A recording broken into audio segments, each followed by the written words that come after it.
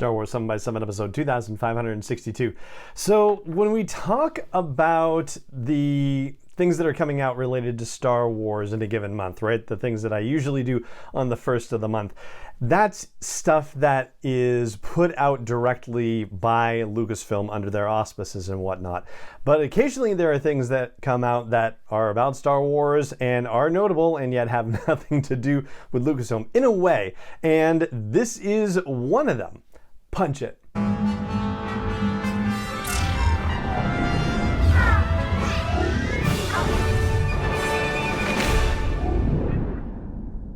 Hey Rebel Rouser, I'm Alan Voivod and this is Star Wars 7 by 7, your daily dose of Star Wars joy, and thank you so much for joining me for it.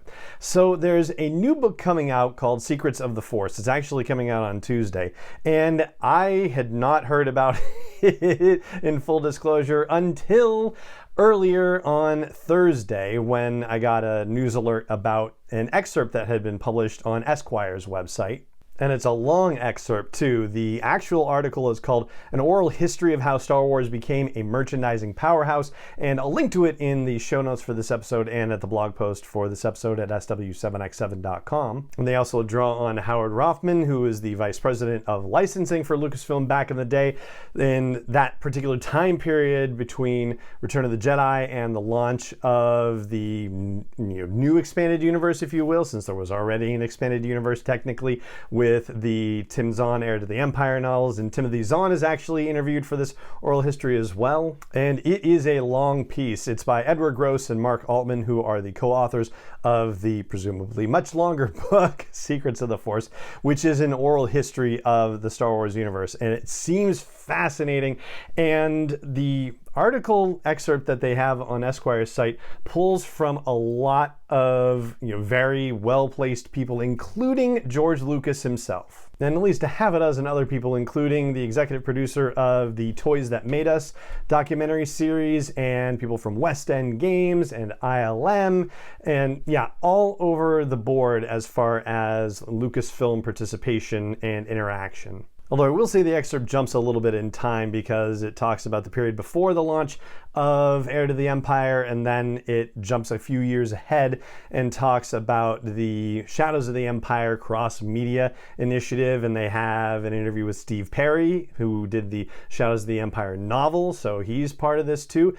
It's very cool and very well done, but like I said, I think they probably skip ahead in the excerpt itself. I think there's probably a lot more that happens in between those two aspects of it. And they talk about how Del Rey used to have the license to do it, but they let it go. And so Bantam was doing the publishing when Heir to the Empire came out. And once, Del Rey saw how well it was doing, when the opportunity to get the license back came up, they jumped on it. Considering the fact that I was just, paging through George Lucas: A Life by Brian J. Jones and How Star Wars Conquered the Universe by Chris Taylor as part of the episode that I did yesterday on Lucasfilm's past presidents, and just verifying that Lucas wasn't one of them, or at least if he was, it was only when they had 4 or 5 employees, and in other words, not when it was an actual, large corporation or anything like that.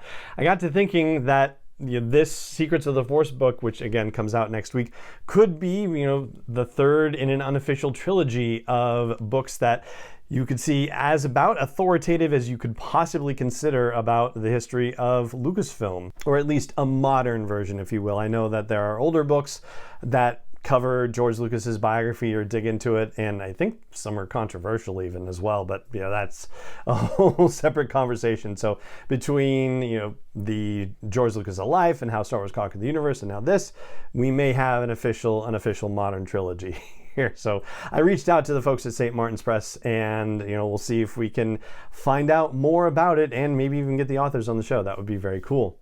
So there you go. That's what I have for you today. I saw it and wanted to make sure that you got the chance to check it out too. And that is going to do it for today's episode of the show. It just remains for me to say thank you so much for joining me for it, as always, and may the Force be with you wherever in the world you may be.